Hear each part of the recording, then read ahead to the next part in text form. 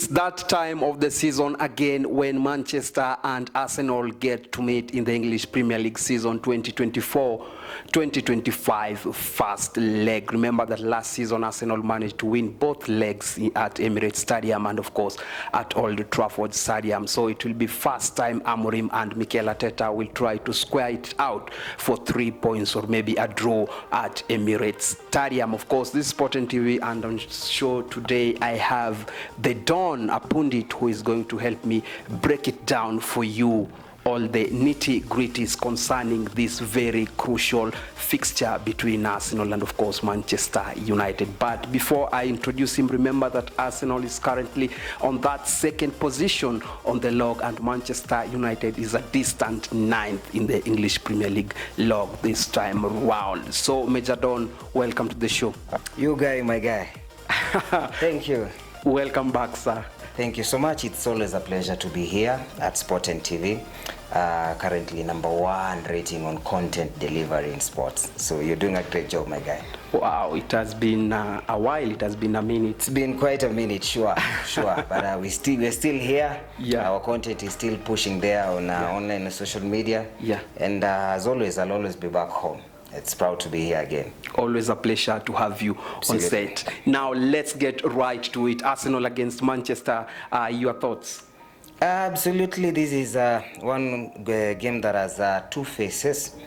From Manchester United's side, they're trying to implement a certain system. That is, Amorim is trying to implement a certain system in his game. And from the Arsenal side, they're basically looking for points to keep on chasing the title from the Liverpool side. So I think there's a lot of interest here and nitty-gritties that we'll catch together as we go on in the show. Well, of course, it's going to be a very important match for both a tactician, that is Amorim, and Arteta. Of course, Arsenal coming this match, the very much informed team between the two teams. Where do you think that this match is likely to be won? Is it in the midfield or maybe individual brilliance? From both sides, I think it's going to be a mastery of an art, because I think we have Amorim is trying to implement this system of playing back three. So he's depending completely on packaging more players on the midfield and having a strong back three in his system, which again he will have to rethink, because when you're playing against a team like Arsenal, whose free flow game has really gained momentum, you'll have to really work on your defensive system. And again, from the Amorim side, he's been playing with back three because he had a strong back three of Lisandro Martinez, Delight, and Mazrui on the other side. But now we don't have Martinez, Lisandro, who is probably the best defender at Manchester United currently. Not even the best. I think that is the most outstanding player in that Manchester United setup so far. Absolutely. The best. He's been consistent anytime he's back from the injury. He's the one who is really resisting, putting pressure at the back there and resisting balls as they come back. So now that Lisandro Martinez is outside, I think Amorim will have to rethink his system against Arsenal, because it means he has the option of playing Maguire or Luke Shaw back there. If he's to play back three, then you're talking about Maguire, Delight, and Mazrui. You cannot pit Maguire against the hot on form Saka. It is dead on arrival. And if he's going to use the back four, then it means Luke Shaw will have to come in as the left back. Luke Shaw's just resurging from an injury. He has to again rethink about his system. So I think it's more of, this game is going to be more of tactical.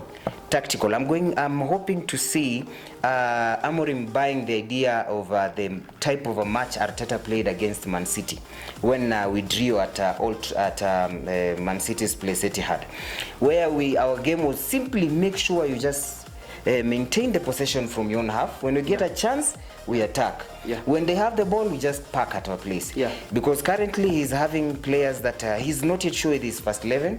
He's trying to implement something, and he really wants to come out with a point here to make a point. Yeah. So from the Manchester side, I think I'm hoping to see more of that. I'm hoping to see such. But from the Arteta side, he also understands Any game between Manchester and Arsenal, it always arises some enthusiasm, even from the players themselves, the rivalry itself. Yeah. So I'm expecting the free flow game to continue, but now even in a more matured way. Now, Manchester United and Arsenal has always been that hard fixture, very really close nowadays to make a call who is going to win. But Arsenal have had an upper hand in the last 2 or so years against Manchester United. And Mikel Arteta, of course, is coming this match not as an underdog this time round, but the favorite. Do you think now this is the opportune time for Amorim and Manchester United as a whole to show what they are really made of? Absolutely. I'm not expecting the same Manchester United. That one, I know Manchester will not play the same game. Because they know very well I'm playing against the elephant. and West Ham coach Julian Lopetegui, after playing hitting them 5-2 just the other weekend, he made one statement. He said Arsenal are currently the most complete side in EPL. This is an experienced coach who is telling you that they're the most complete side. So Amorim is coming to this match knowing very well I'm going to play against a team that is really well knit. And again, the numbers never lie. The statistics are quite on the favors of Arsenal. The last 6 away matches that Manchester United has played, they have only won 1 against Southampton, who is currently lying at the bottom of the table, number 20. Very true. The other 5, they have drawn 4, they have won. They have drawn 4, they have lost 1. So it means Manchester United are really not doing well away from their home. But now again, they are going away to Emirates. They have played 9 times away. The last 9 away matches they played at Emirates, they have lost 7. Arsenal has beaten Manchester United at Emirates for the last 7 matches. The other 2, they drew 1. Manchester United won 1, and the one they won was an FA Cup match. So clearly, statistically, the numbers are favoring Arsenal here. So Amorim is coming to this match with that knowledge in his head, that I'm going to play against a team that is really playing some awesome and good football. Well, heading to this match, we saw that over the weekend, both teams had huge wins. Arsenal, of course, going ahead and winning the London Derby against West Ham, and Manchester United, on the other hand, managed to see off Everton by 4-0. This was one of the biggest wins for Manchester United in a very long time in the English Premier League. Do you think that Arsenal and United having huge wins, so do you expect so many goals in this match? Absolutely, there will be so many goals. That one is for sure, because Arsenal currently are also hot in scoring, and Manchester United, somehow Rashford is trying to rediscover himself as well. And we have this youngster Amad Diallo, who had been squeezed out by Ten Hag. And he's currently also picking up quite well. I think Amorim has realized that, because Amad Diallo has started at least 2-3 last matches. And he's really doing well. That boy is one to watch for the future, a good one. Where I think most probably Manchester United are going to have a problem is basically the midfield, because they have not had a consistent midfield connection. You see, the last 3 or 4 matches they have played, they have kept on changing the midfielders. Amorim's first match against Ipswich, he tried the old guy, Eriksen and Casemiro. He wanted experience at the midfield. It didn't work well. They almost lost, so he had to change again, substitute it. Against Bodo Glimt, he played Casemiro and Bruno. It didn't work well because Bodo Glimt were young and pacey guys. And you had to remove Casemiro, bring in Ugarte, so that at least to get a comeback, to get a 3-2 score.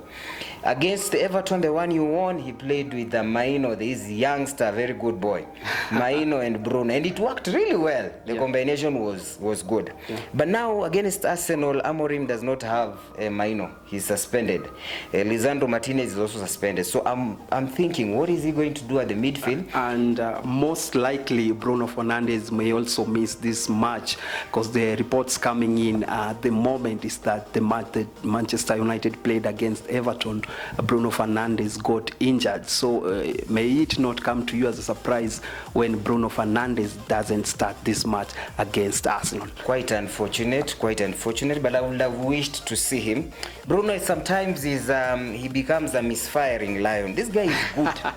His passes are quite good. Sometimes I try to compare him with Ozil, but sometimes he lets me down. Most of the time, there has been a very huge debate between, of course, Bruno Fernandes and Odegaard, who is better.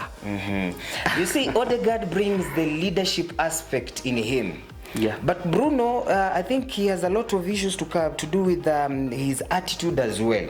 When Bruno loses his attitude, you've seen the number of red cards he was picking and cards, you see.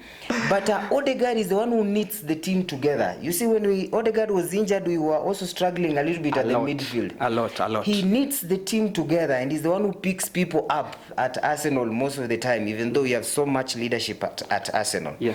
Bruno needs to work on those ones. His personality and attribute as well, a lot in the team. So we are waiting to see what the midfield will look like in the Amorim's picture.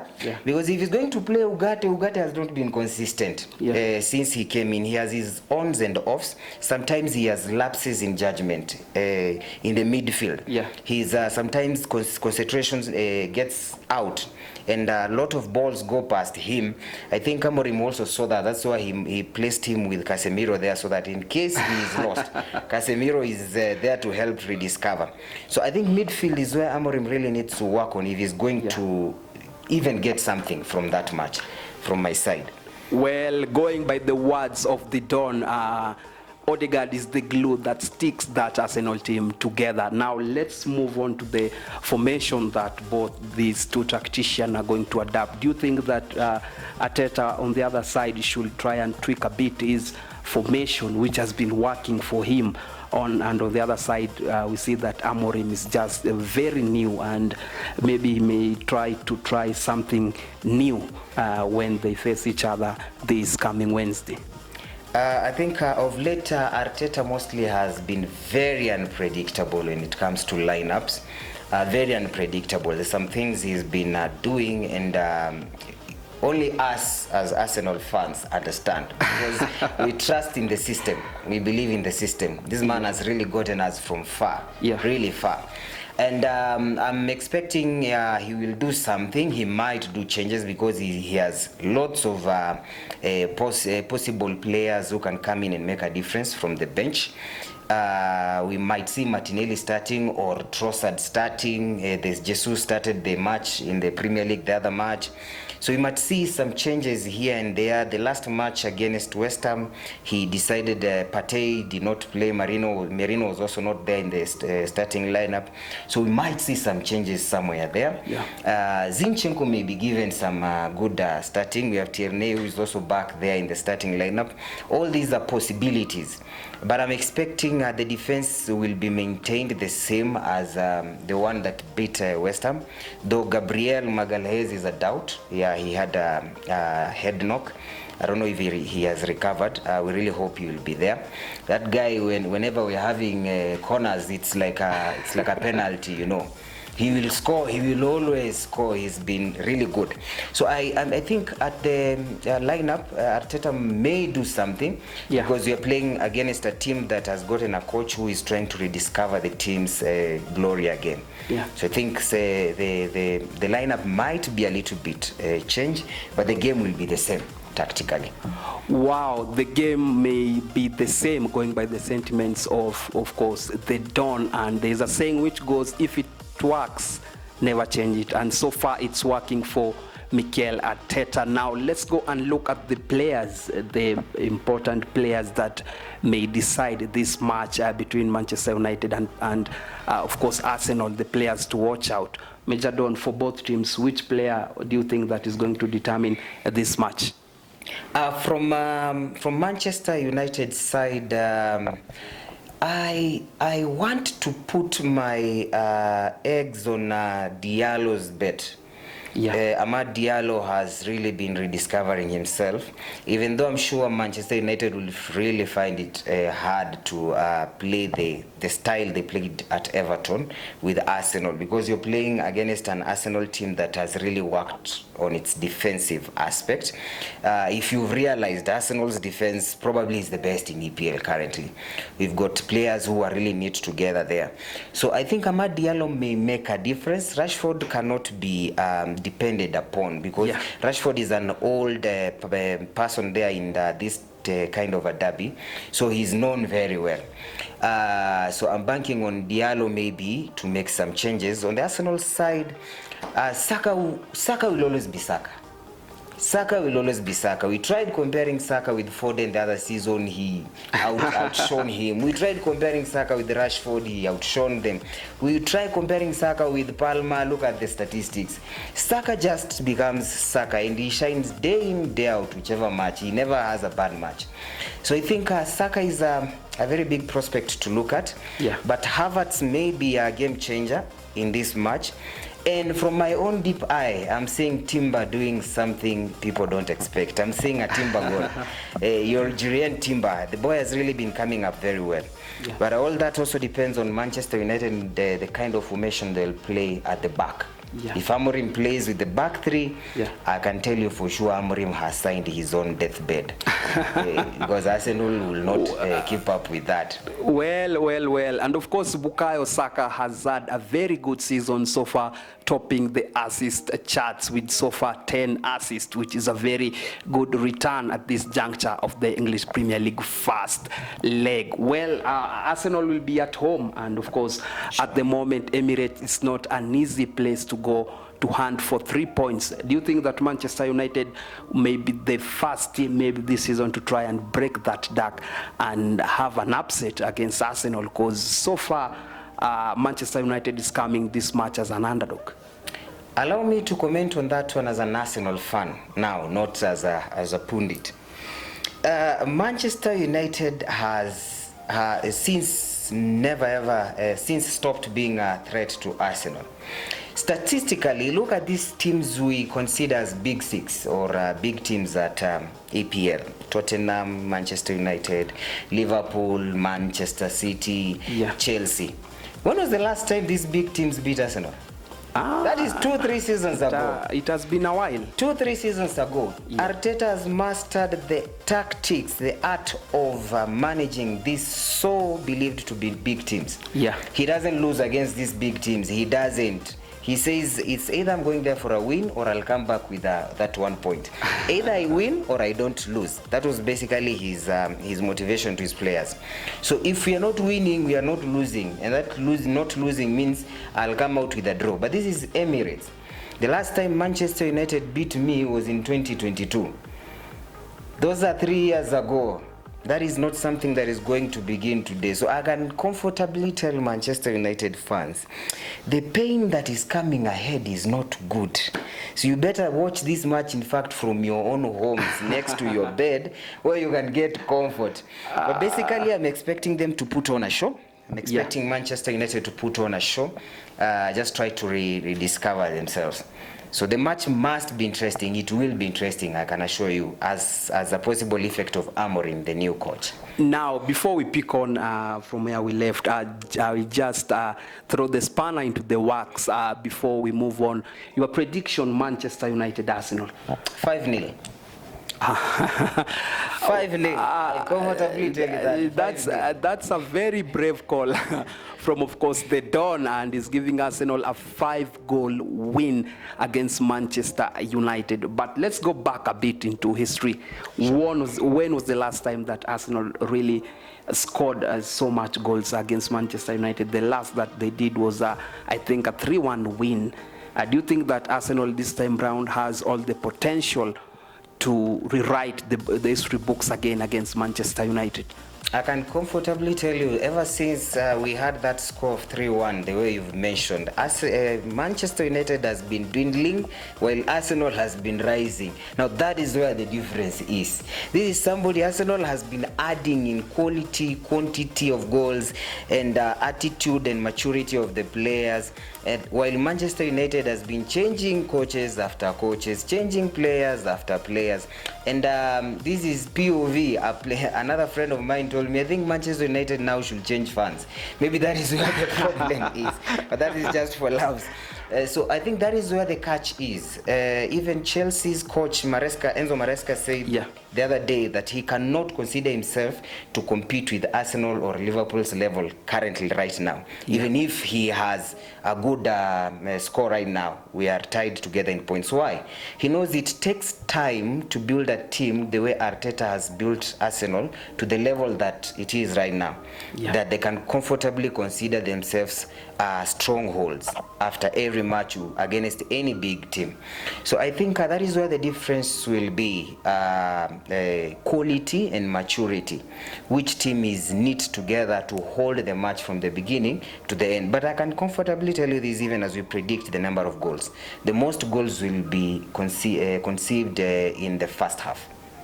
The first half will have the most number of goals. I can tell you for sure that is where the game is. Let me just interject a bit. Last season, I think that was the secret behind Arsenal's success, because last season Arsenal were done by the first time the first half is over.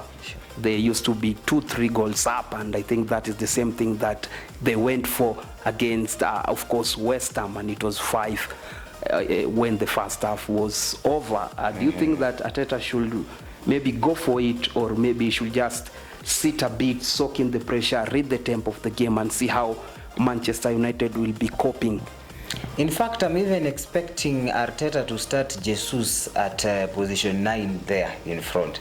Just the same way he did the other EPL match when he put all Havertz, Martinelli, all of them at the bench. But now this is a different ball game compared now to the match that Jesus managed to start. It is a very different ball game. Do you think that if Jesus is the one to start, maybe the formation, the balance that Arteta has usually craved for in that Arsenal side, maybe a bit on the maybe on the lower side, for a lack of a better word? Do you think so? There's a reason why I was telling you Jesus may start, because there is tactical advantage that Jesus brings to the team. He's pacey, and he's very good one-on-one. And the same thing happened the last match we played with Manchester United. The moment Jesus came, if you remember, he scored the last goal where he swept the floor with the Lindelof. He left others sleeping, and he scored the goal. As I'm telling you, Jesus brings in that pacey aspect that you need to play against. If you're going to play for us a defense of Maguire, Delight, and Mazrui, especially Delight and Maguire, then Arteta may rely on pacey players to win this match, because you're playing against players who are experienced but not pacey. Maguire has the experience, but the pace, that is where the problem comes in. Delight also has experience, but the pace and also Delight is not very good at the ball work. So I think for Arteta's side, he can easily start Jesus in this match and will have a higher score. That is where my point was coming in. Well, let's go and look at a very important aspect that we've not so far touched, and it's the issue of the set pieces. So far, Arsenal have been very clinical on set pieces, and one major player that has been doing the damage for Mikel Arteta has to be Gabriel Magalhaes. So far, since he joined Arsenal in 2022, he has gone ahead and scored 17 goals, which is a very good return of goals, considering that he's a defender. Do you think that Arteta should try and employ the same tactics against Manchester United? Sure. I think at set piece level, Manchester United have not really been consistent or good at defending them. I think that's one place they really needed to work on. And they had an advantage when Martinez was in the team, because Martinez has the awareness of positioning of and players. And also the reading of the game. Exactly. At set piece, that is where Manchester United lose in case they don't have Martinez there, because Maguire and at the defense there's usually lack of awareness. See the game you played against I think it was Leicester, where the ball was there was a kick that was just made back to the box. Leicester player was alone on the other end. It was Brighton, not Leicester. Yeah. Brighton. A player was just alone on the other end. All the defense, Manchester United defenders, were marking a single player this other end. Yeah. So I think at set piece level, that's another place Arsenal may have an advantage, unless Manchester United brings in a different taste. But that is something Arsenal, I think, have really worked on since last season, because if you realized from last season, they've really been scoring a lot of set-piece goals.